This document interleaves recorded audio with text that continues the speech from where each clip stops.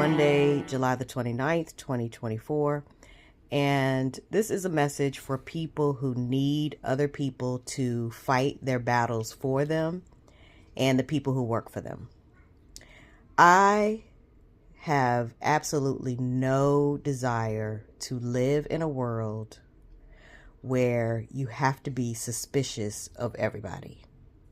I cannot function in a world where I have to be suspicious of people.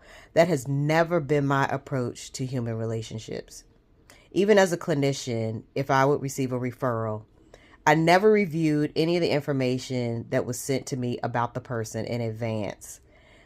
I would always meet them first so that I had my own impression, and then I would go back and look at any additional information that they sent, which also helped to keep them from having to retell their story over and over. I could kind of summarize, this is what has happened up until this point. Is there anything else you want to add to that? And then, let's start talking about how you want to move forward. At this point, I can officially add to my list of credentials, as far as I'm concerned, a specialist in exposure therapy, because there are some people who will not allow themselves to be held accountable and will remain hidden until they are exposed. And then how they respond to being exposed will tell you everything you need to know. Because some people fear being exposed because they fear being rejected. So if you expose them and then you help them to know that you understand what happened to them, but you need for them to speak to what it is they're doing, then they'll do it and then they'll stop. But then there are those people who will continue to deny and pretend like, what you're saying is not true, even if you have, reams and reams of verifiable evidence to support what you're saying. The one thing that I want to say before I start getting into this is that human relationships are not that hard. They really aren't. So, in the same course, resolving conflicts is also not that hard. The only time disagreements become an issue is if the two parties, whether it be individuals, families, communities, groups, cities, countries, nations, are not working on the same goal. And we all should be working on the same goal, which is to raise a lineage, have each family successfully raise a lineage to 3 generations. That should be the goal for everybody, and to do what is necessary to ensure everyone is able to do that and that there's no interference with that process. That's what everybody should be working on everywhere in Paradise Worldwide. That's how it will be. But the problem with disagreements from the personal relationship level between a man and a woman, or a couple, all the way up through international governments. If you are not working on the same things, then there is nothing that you can use as a measure of accountability to sort of back what it is that is creating the conflict in the first place. Because you could always fall back on, well, we're working on the same thing, and this is what I have been doing to do this. So I don't understand why with this particular thing it's an issue. And then you can have a conversation about that, because it will help to illuminate what needs to happen or what needs to change, or what adjustments need to be made to ensure that you are both able to continue to work on the same goal. That's the issue. So when you think about living in a society where you have to be suspicious of everybody because people will present themselves as someone other than who they are, and try to claim skills and experience that they do not have, then you're not going to be working on the same goal, because their motivation is not the same. They're trying to steal from you, or they have stolen from someone else and are trying to present themselves as, a person who can represent what it is they stole. And that's where we are. Yesterday, I made this one video on the bottom, and then I shared the video, which on top, on prosperity and protection, which is one part of 3 parts to that particular protection, prosperity and protection series of videos, because I had a lot to say about that. It is worthwhile for you to watch them if you have not seen them, but I'm sharing it with you because in this video, I'm trying to help people to understand how the federal government and the president is actually authorized to form militias within the country, within the states of the country, if there is an insurrection. And I define what insurrection is and how that ties into martial law, and kind of help to explain what that might look like in 2024, in 2020, 2021, 2022, 2023, 2024, because it's not the same military state as people think about when you bring up martial law, like, just the whole area completely contained and it's like a concentration camp. They don't have to do that anymore because of the technology that they have, but martial law still exists and they're still using it. So if you haven't watched this video, I would absolutely invite you to go back and watch that. The other thing, let me look at my little notes here. The other thing that I wanted to mention is the power that love gives an individual to be able to defend themselves and to defend the people that they love. And this is an important point to make, because I have said that there is no need for any locality to have a military. If you have a group who can police the communities to ensure that rules are followed, and it doesn't mean that they have to patrol the area. It just means that, your gentle giants need to be available so that if there's a conflict that is escalated, there's somebody who can put some weight on the situation to get the people to settle down so that the conflict can be discussed rationally. And that because that's going to happen. Occasionally you're going to have things like that occur for whatever reason. But when you love someone, you could be a little teeny tiny nerd, and if someone threatens the person who you love, you could be, a beast will come out. And that is by design. That is part of human design, is that when protection is necessary for someone who you are caring for, who has become vulnerable, you will be imbued with the strength to be able to protect them. Now, the problem is that the way that psychological operations, or psyops, work is that most of the fear aspects, or the fight aspect, or even the flight aspect of what people feel they need to protect from is psychological. It's not usually an actual person who's threatening you, or animal, or or you're in a dangerous environment. You just feel like you are. So there is an aspect of that inherentness in your ability to protect, which is what adrenaline is for. And there are stories of mothers being able to lift cars off of, their children because they were trapped, and they, oh my gosh, and they ran over and they just had enough strength to be able to pick up a whole car. And then it went away. You don't keep it. And that's also by design. But there is because of the way that the technology is designed, and the way the psychology is designed to work on the mind, people have lost that inherent capacity to know when there is a real threat, and they feel threatened themselves, and therefore they're not able to act in the way that they would. But I think this is important to know, because there's this idea that, you have to have this machismo, big brutish type person in order to feel protected, when, in the right circumstances, if they really care about you, someone who is small, petite, could do the same job. So I want you to keep that in mind within the context of people who need other people to fight for them, and why they might need other people to fight for them. But my bigger concern is why people would agree, who have the capacity to fight, to sign on to fight somebody else's battle with no knowledge or awareness of what is going on or what the problem is, and why they can't see themselves as a huge barrier to conflict resolution at the individual level. So in family situations, all the way up through the military level to the international level. Why you do not see yourself as a barrier for coming into somebody else's conflict as a third party to defend someone, and you have no idea what you're defending or why. And then the fact that you are not willing to think about that, what the implications are for that, for yourself and your own family. Because if there are people who feel threatened by you because you have this capacity, why doesn't it make sense that they would then have someone, if they felt it was necessary, to come into your personal space and to defend them against you? And so now you're being harassed. and you're being terrorized. And so now you can't enjoy whatever life you've stolen or are trying to build with the money you made going off and fighting somebody else's battle. Is this making sense to anybody? Is this making sense to anybody?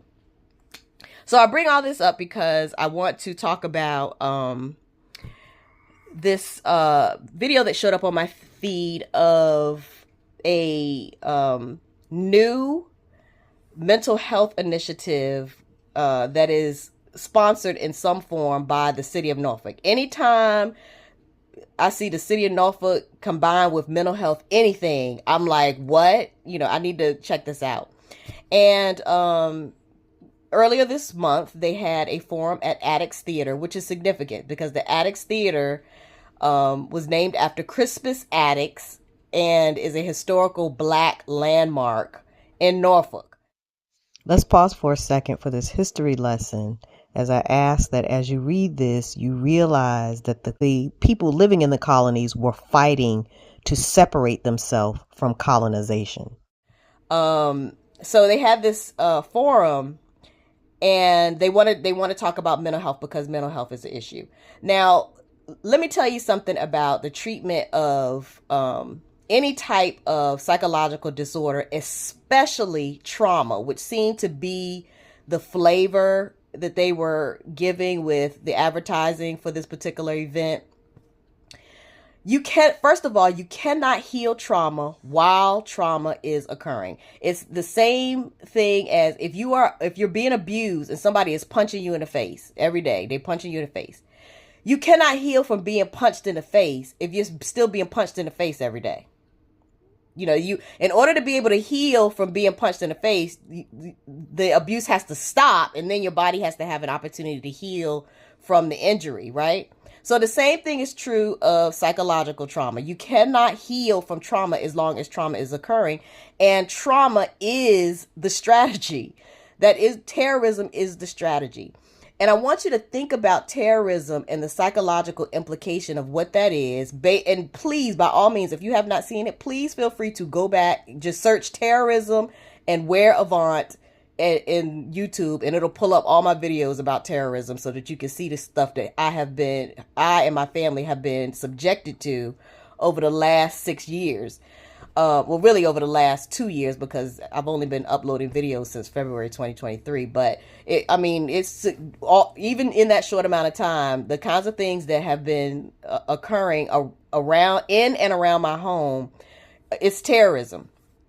So, the psychological aspects of terror are, first, it causes you to not be able to look at the problem without fear. So when I make these videos, I try to take my time and to back things up with references and things like that.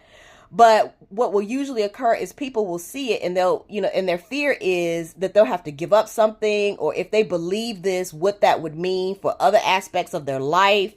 It really causes people to start to question their identity, and they should, not their humanness, but who they are and how they are functioning in this world, and how whatever it is they do may be contributing to the problem, because we all should be working towards the same goal, which is paradise worldwide. That's step one, is that we all work towards a healthy environment so that we all at least can recover enough physically to be able to do some of the other kinds of work that we need. Clean air, we need clean water, we need clean food and medicine. We need that first and foremost. And we need clean content, meaning that it's not, chaos creating and feeds into a mentality where people cannot seriously look at the problems and who is causing it. That's the most critical piece, and why exposure therapy is my focus right now, because if there's any of them that can be saved, that's the only way it's going to happen. So I say to you, you have to stop feeding into these folks and their need for an audience and let them go. You need to unsubscribe. You need to unfollow. You need to stop liking. All of those kinds of things. You can still, if they still show up in your feed and you want to watch what they do, that's fine. But you cannot continue to support the growth of their viewership or their membership or their subscribership and things like that, because it continues to encourage, it enables them to continue to put out the kind of content they put out, which causes the terrorism in people who these folks at this Project ORF and this City of Norfolk initiative seem to want to help. The other aspect of terrorism is just the physical draining of it, and all of that, the environmental contamination, the medical treatment, all of that. It makes you too tired. So if you're willing to look at it and say, wow, you know what, Sean is right, and yeah, this is all an issue, but damn, I'm tired. And, it sounds like it's a lot to it.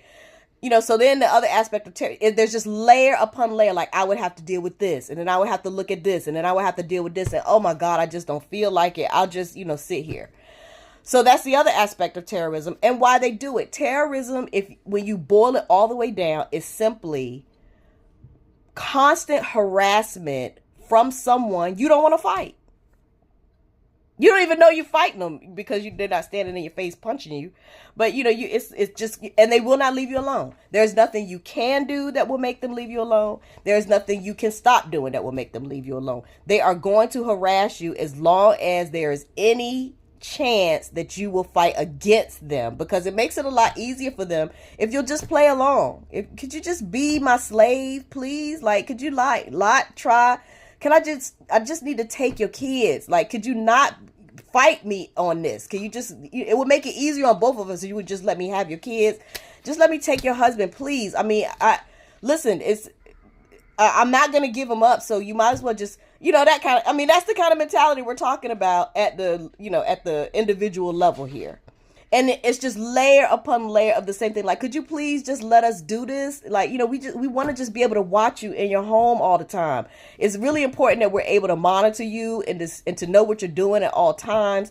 And if we cannot put this stuff in your house and up and around your house, we're not going to be able to do it. So could you please not fight us and just let us come in and do it? We're not even going to pay attention to you when we come do it. We're going to ignore you and act like you don't even exist, because we have to do this. We just need to be able to do it. I know you keep complaining. It hurts and everything, but it'll go away. Like, do you hear what I'm saying to you? This is how they think. You have to, every single one of these people goes home somewhere and lives. And this is the kind of mindset that they have. It's just a collective of them.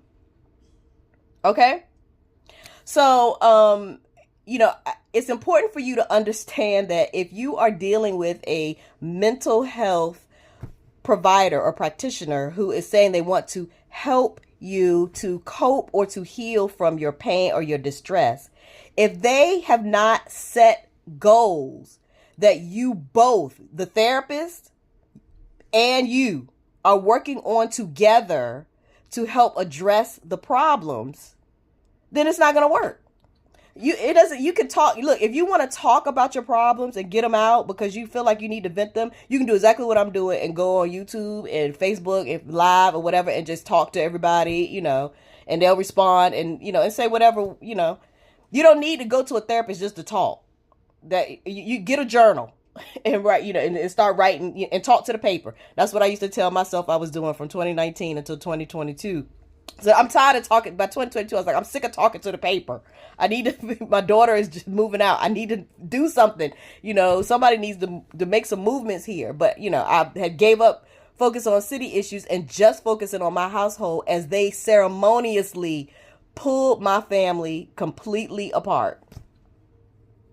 So you don't need somebody to talk to and then to just mirror back to you what you're saying and then give you affirmations and, you don't need that. Not in 2024. You don't.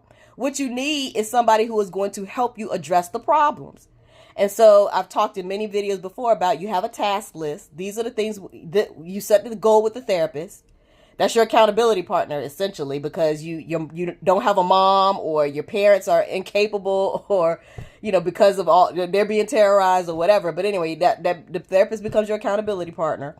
So you set a list, and very often, I have never had a client who we've done task lists with that there wasn't something I was going to have to follow up on. Never. Because I need to, there's something going on here that you aren't aware of, or there's something else happening outside of you and me meeting the child, and then, I would meet with the parent once a month just to sort of review everything that the child was saying, to kind of give them some tips on how to keep this moving forward. That I did not have to work on. And so, when we came back together, we would talk about what happened from the last time we met and whether or not they were able to achieve the goals. And if not, why not? Sometimes it was emotional issues and trauma and things that were barriers, like me and my tech trauma and not wanting to, fix this YouTube thing and get my community back up the way it's supposed to be, because I just don't feel like dealing with it. The other is, why is that happening? That's what I would take on, is because, it doesn't make sense why that, there must be something that can be done, so that you don't have this much trouble with, getting your community, blah, blah, blah. And so I would research it or whatever. And sometimes it was a quick fix, and I would tell them, this is what you need to do, or have you tried this, or I would refer them to somebody, or whatever the case may be. And sometimes it was, I still don't know. And I've asked this person, and they still don't know. So I want you to understand that, because I don't want you to own that as the reason that you can't get this done. It doesn't have anything to do with how you're feeling right now. It has everything to do with all these other people who are involved, and that we aren't able to get any movement. And so sometimes I had to put my badge on, and then we get in my van, or we would meet at the place, and we would go in together and say, we have some questions. The city of Norfolk is not interested in that kind of therapy, but that's how you help people to cope. People are able to cope a lot better with whatever they're having to deal with if they feel like their life is moving in a different trajectory, like they aren't just stuck in it. But I don't understand how the city of Norfolk would ever be able to sponsor an initiative where people are being able to be helped therapeutically in order to cope or heal from whatever it is that will bring them to treatment, especially given the language of how they were presenting it, if they aren't working together with the person to help them resolve whatever the problems are at home. So, with that in mind, let me show you the clip that showed up on my feed. It's 2 minutes. And then I'm going to show you what I have learned about the people who say that they want to take this on for the city of Norfolk.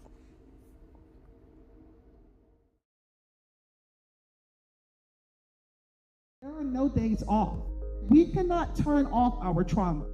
My name is Councilwoman Danica Royster, and it's my pleasure to welcome you all to the Surviving Through Mental Health event. Yay! 2 years ago, I launched a for-profit business. I met Councilwoman Royster.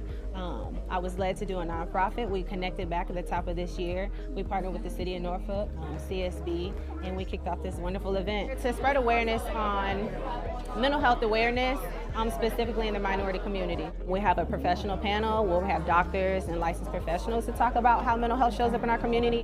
What is totality of violence? Many people live in communities where it's not uncommon to hear sirens, gunshots, not only at night, but first thing in the morning.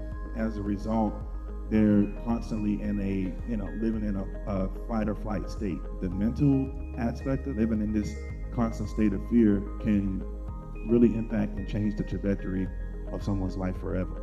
It's our duty not only to share our stories, but to show up in front of our communities and let them know you are possible. And you cannot let your diagnosis define you or determine your destiny. This is really big, being that I am one of those teens that were at risk. To see myself from where I started to now and to bring forth the necessary resources, that's very important to me. This is beyond my wildest dreams. As I tell my clients, everything starts in your mind. You do have to give yourself permission to heal, learn how to process and talk about emotions. Find someone you can connect with, a trusted source. Make certain when you're not feeling okay that you can recognize that. And moreover, it's okay not to be okay.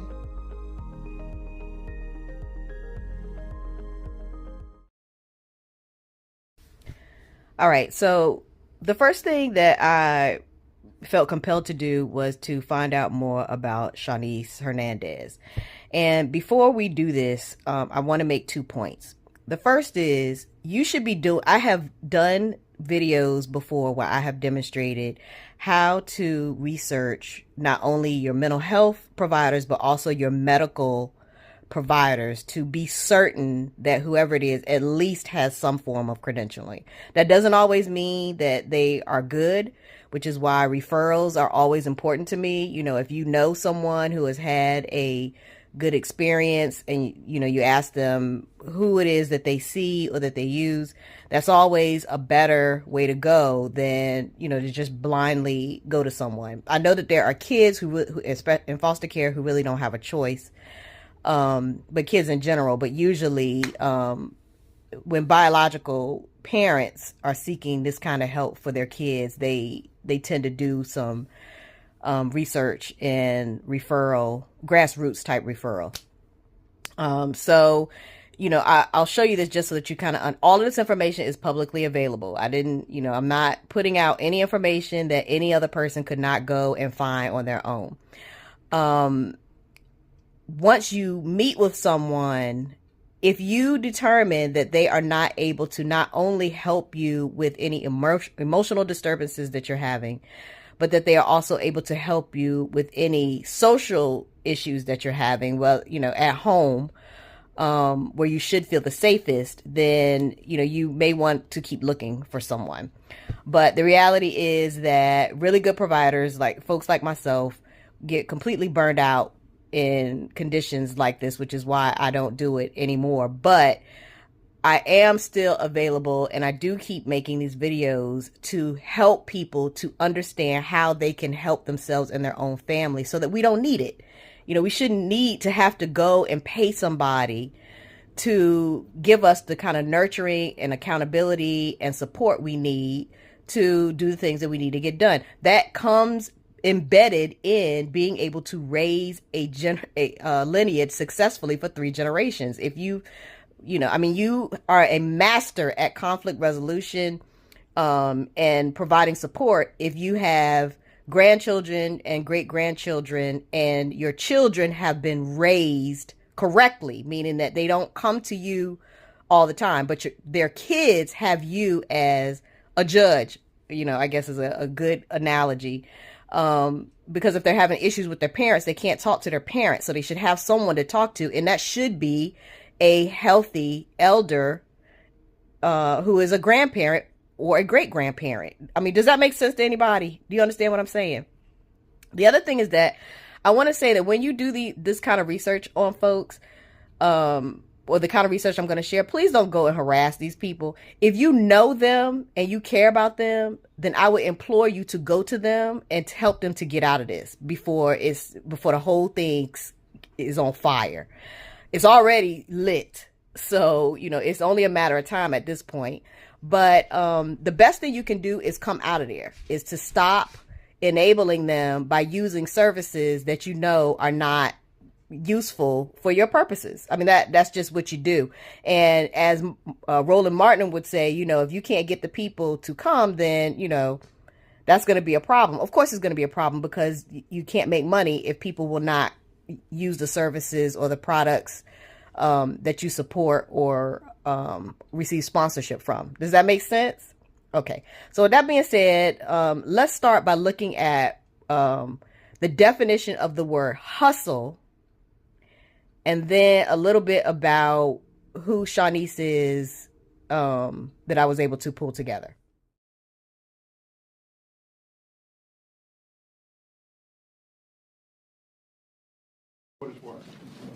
This is a clip from a 2014 City Council meeting featuring then Councilwoman Angela Williams-Graves. One of the top reasons the career growth. Do we do anything? I know Capri does a great job in HR.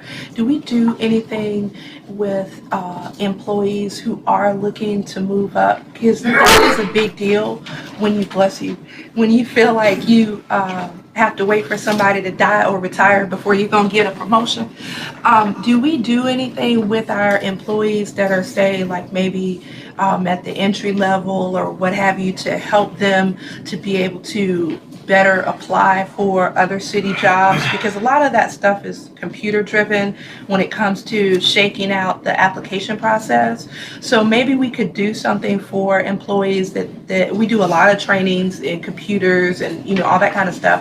But there are a lot of people who would like to move up and they see applications, for jobs on the city, and then they apply and nothing happens, or they don't get it, or somebody outside the city gets it when they have the application. And it might be something as simple as how they're going about inputting the information. If you haven't looked for a job in a while, you're kind of out of that loop.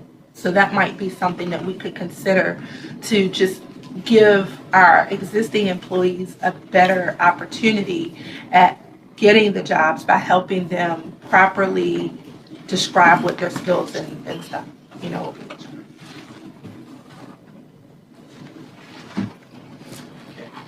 Thank you.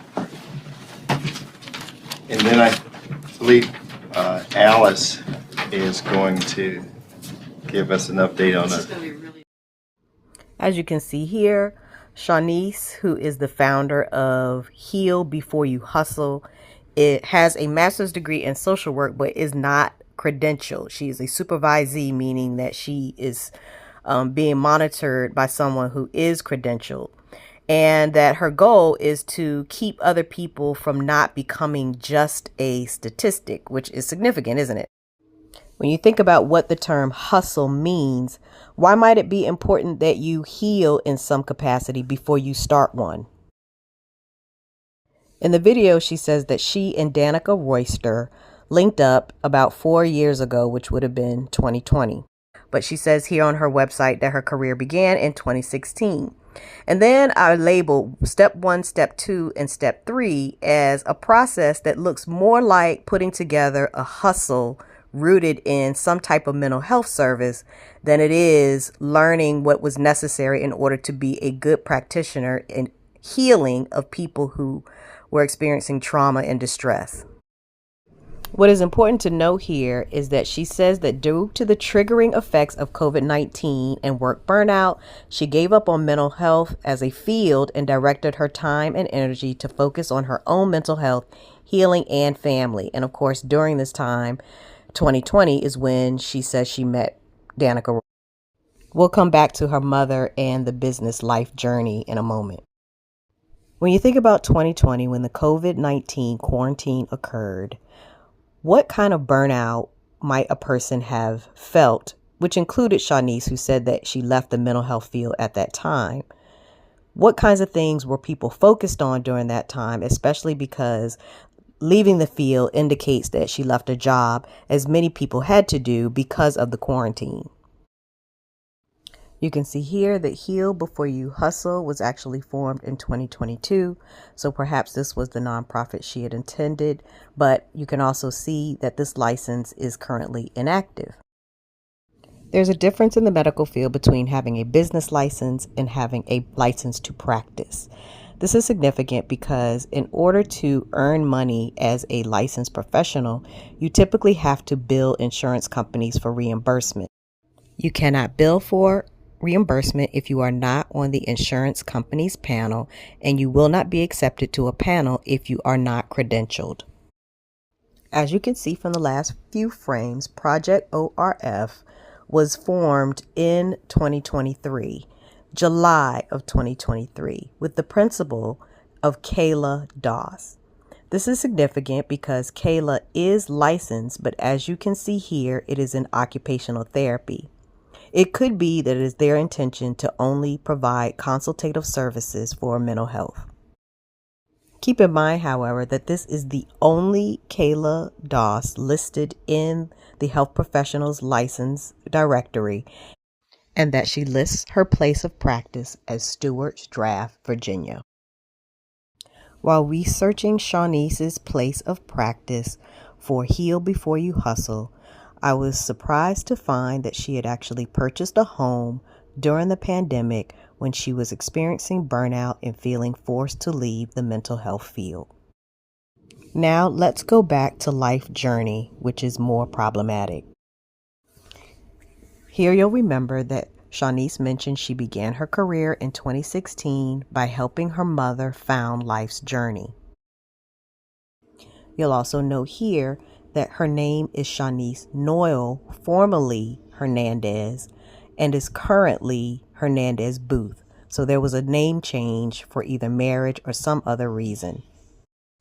Here you see that Life's Journey is founded by Benicia, and they offer individual and family counseling as well as a host of other mental health services at 3 separate locations.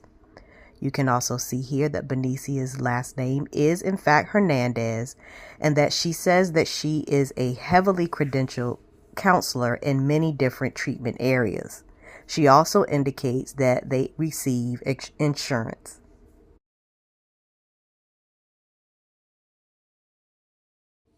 When I went to check for her license, as you can see, there were no matches found for Benicia Hernandez as a licensed professional counselor. I was able to find her business license, but as you can see, it was formed October of 2023, several months after Project ORF was formed. I was not able to find a business license for Life Journey for 2016 or any year or any other businesses listed under Benicia Hernandez or Shanice Hernandez, which is significant because it was formed, according to Shanice, in 2016. I also believe that LJ Management stands for Life Journey, but what an interesting coincidence that that is also my son's name. I just throw that out there because in 2024, I don't assume anything is a coincidence. So there you have it. Feel free to make your own inferences using your own discernment and to do your own research to come to a conclusion about how the city of Norfolk is approaching mental health in 2024.